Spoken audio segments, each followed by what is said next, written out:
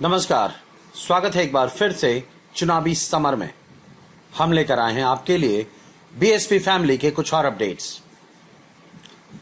Corona के कहर के बीच राजनीतिक जानकारों की नजर में मोदी के सामने सबसे बड़ा सवाल यह है कि वो अपनी कुर्सी संभालें या फिर देश। दरअसल इस वक्त सीएए और एनआरसी की वजह से देश में मोदी की कुर्सी खतरे में नजर आ रही है। हालांकि कोरोना ने आकर मोदी को कुर्सी को कुछ समय के लिए बचा लिया, लेकिन कोरोना का कहर देश में बहुत दिनों तक नहीं रहने वाला।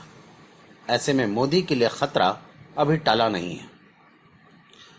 दरअसल राजनीतिक जानकारों की नजर में मोदी के कुर्सी के सामने सबसे बड़ी बाधा के रूप में अमित शाह नजर आ रहे हैं। जैसा कि हम जानते हैं कि एनआरसी को लेकर मोदी के बीच मतभेद है। वहीं अब सूत्रों के अनुसार पता चला है कि मोदी और शाह के बीच चल रहे शीत युद्ध से भाजपा पूरी तरह से नाराज नजर आ रही है, क्योंकि भाजपा को लगता है कि इस युद्ध की वजह से ही पार्टी को कई राज्यों में हार का सामना करना पड़ा। वहीं बिहार में विधानसभा चुनाव होने वाले हैं, जिसकी वजह से भाजपा अब यह सोचती है कि जितनी जल्दी हो सके इन दोनों के बीच का यह संग्राम खत्म हो जाए, और अगर इसके लिए मोदी और शाह में किसी की भी कुर्बानी देनी पड़ जाए तो वो भी मंजूर है।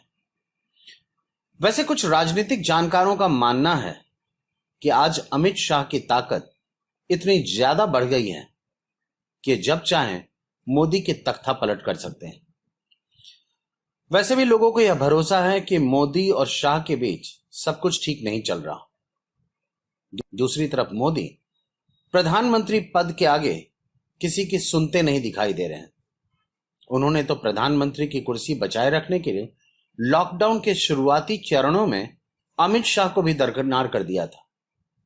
कुर्सी के चक्कर में मोदी यह भी भूल गए कि उन्हें इस कुर्सी तक पहुंचाने में अमित शाह का बहुत बड़ा रोल रहा है। वैसे यह तो हम सभी जानते हैं कि अमित शाह के दम पर ही मोदी गुजरात में इतने वर्षों तक मुख्यमंत्री रहे थे, लेकिन अब शायद अमित शाह को यह बेइज्जती मंजूर नहीं। तभी तो उन्होंने एनआरसी को लेकर ही सही मोदी के खिलाफ जंग छेड़ दी है। ऐसे में अगर मोदी की कुर्सी छिन जाती है तो किसी को कोई आश्चर्य नहीं होगा। हमारे साथ बने रहने के लिए आपका धन्यवाद। आप हमारे प्रोग्राम्स को today's.com पर भी देख सकते हैं और आप हमें टुडेज टीवी पर ट्वीट भी कर सकते हैं। Thank you.